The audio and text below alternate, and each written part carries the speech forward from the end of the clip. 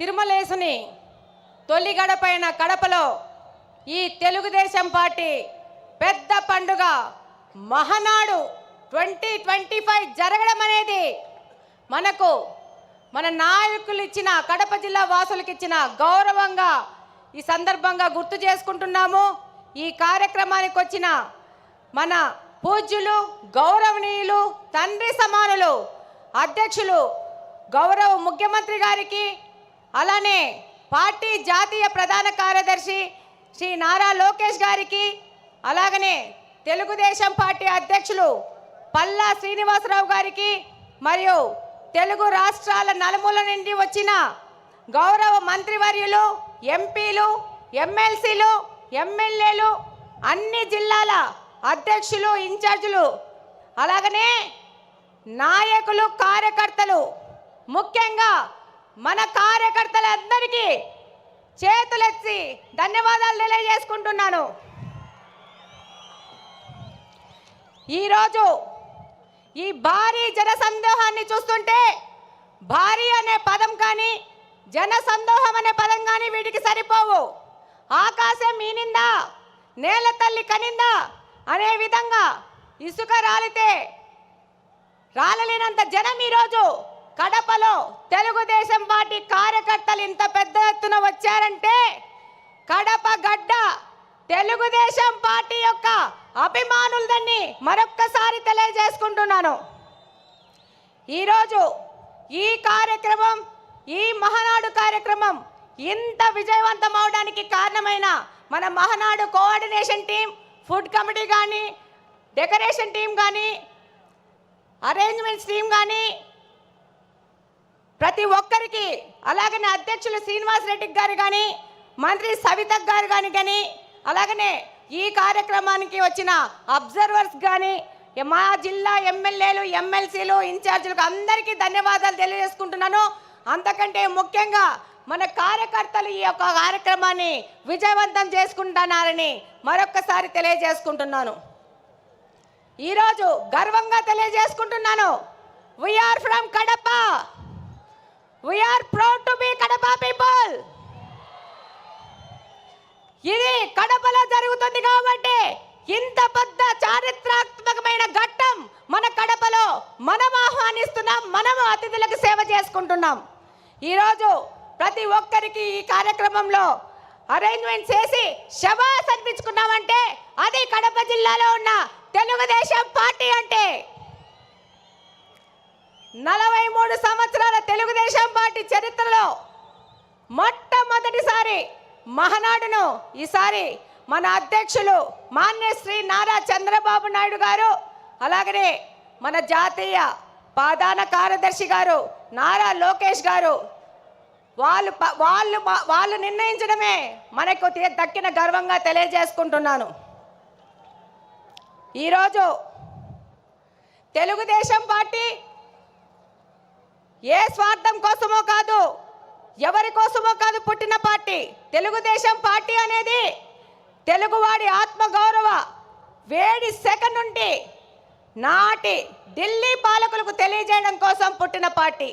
Telugu Desam party అంటే బలుగు బలహీన వర్గాల అభ్యున్నతికి, రాజకీయ ఆర్థిక స్వాతంత్రం కోసం పుట్టిన పార్టీ. తెలుగుదేశం పార్టీ సమర్థవంతమైన నాయకత్వం మరియు క్రమశిక్షణ కలిగిన, నిబద్ధత కలిగిన కార్యకర్తలే వెన్నెముక.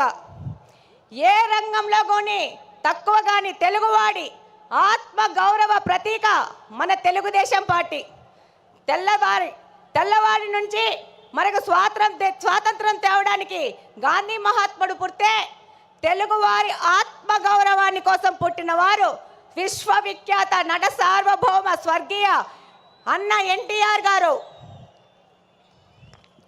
రాష్ట్రంలో మొట్టమొదటిసారి వృద్ధాప్య వికలాంగుల పెన్షన్లు ఇచ్చిన, వితంతు పింఛన్లు ఇచ్చిన దీనబాంధవుడు మన అన్న ఎన్టీఆర్ గారు అయితే అదే పింఛన్లు ఈరోజు 4,000 నుంచి 15,000 వరకు పెంచిన ఘనత మన ముఖ్యమంత్రి శ్రీ నారా చంద్రబాబు నాయుడు గారిది.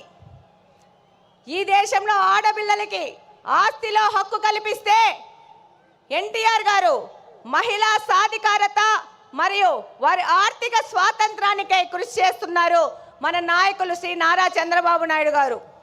రాయలసీమ ప్రయోజనాల కోసం అన్న ఎన్టీఆర్ గారు తెలుగు గంగ ప్రాజెక్ట్ నిర్మిస్తే మన నారా చంద్రబాబు నాయుడు గారు SRBC, HNS, GNSS, KC canal modernization చేసి వాటి సాగునీటి తాగునీటి ప్రాజెక్టులను ప్రారంభించి లక్షలాది మంది రాయలసీమ ప్రజల దాహార్తిని తీరుస్తున్నారు. మన ప్రియతమ నాయకుడు నారా చంద్రబాబు నాయుడు గారు ఎన్టీఆర్ ఆశయాలను, ఆదర్శాలను, సిద్ధాంతాలను ముందుకు తీసుకెళ్తూనే పరిపాలనలో, సంక్షేమంలో కానీ, అభివృద్ధిలో కానీ ఆయన తీసుకొచ్చినన్న సంస్కరణలు ఈ దేశంలో మరెవ్వరూ తీసుకురాలేదనడానికి సందేహమే లేదు. చంద్రబాబు నాయుడు గారంటే క్రమశిక్షణ, పట్టుదల, అంకుటిత దీక్ష, నేర్పు, ఓర్పు కలిగిన నాయకుడిగా ప్రపంచ దేశాలు అవసరాలను, సంక్షోభాలను అవకాశాలుగా మార్చి విజనరీ లీడర్గా ప్రపంచమంతా ఈరోజు కీర్తిస్తున్నది. అందుకే రాష్ట్ర అభివృద్ధి అనగానే ఎవరి పేరు గుర్తొస్తుంది? నారా చంద్రబాబు నాయుడు గారి పేరు గుర్తొస్తుంది. మనకి నదులు, వాటిపైన కట్టలు, ఆనకట్టలు కనబడితే మన నాయకుడికి నదుల అనుసంధానం గుర్తుకొస్తుంది. దాని కార్యరూపమే పట్టిసీమ ఎత్తిపోతల పథకం. పోలవరాన్ని పూర్తి చేసి కృష్ణా జలాలను బనకచెల్ల రిజర్వాయర్ వరకు తీసుకొస్తే రాయలసీమ అభివృద్ధిని ఆపే శక్తి ఎవ్వరికీ లేదని ఈ సందర్భంగా తెలియజేసుకుంటున్నాను. ఆయన యొక్క ఆలోచనల ప్రతిరూపమే ఈరోజు ఐటీ రెవల్యూషన్స్ను, సాఫ్ట్వేర్ రంగానికి 194 దేశాలలో మన తెలుగువారు ఈరోజు వెళ్ళి ఆర్థికంగా అభివృద్ధి చెందుతున్నారంటే అది మన నాయకుడు నారా చంద్రబాబు నాయుడు గారి యొక్క ఘనతనే. రాయలసీమ లాంటి కరువు ప్రాంతంలో సాఫ్ట్వేర్, ఐటీ రంగాలను తీసుకొచ్చి ఎంతోమంది రైతుల పిల్లలు ఇంజనీర్లై ప్రపంచ దేశాలకు వెళ్ళి ఇక్కడ ఫ్యాక్షనిజము ముగిసిపోయిందంటే దానికి కారణం మన నారా చంద్రబాబు నాయుడు గారు. ఈరోజు హైదరాబాద్ అంటే నారా చంద్రబాబు నాయుడు గారే గుర్తొస్తారు. అలాగనే ఈరోజు మనకు కడపలో ఇంత పెద్ద అవకాశాన్ని ఇచ్చి, ఒక మహిళను నాకు అవకాశం ఇచ్చి ఇక్కడ ఎమ్మెల్యేగా పోటీ చేయించారు. దానికంతకు ముఖ్య కారణం శ్రీ నారా చంద్రబాబు నాయుడు గారు, నారా లోకేష్ గారు.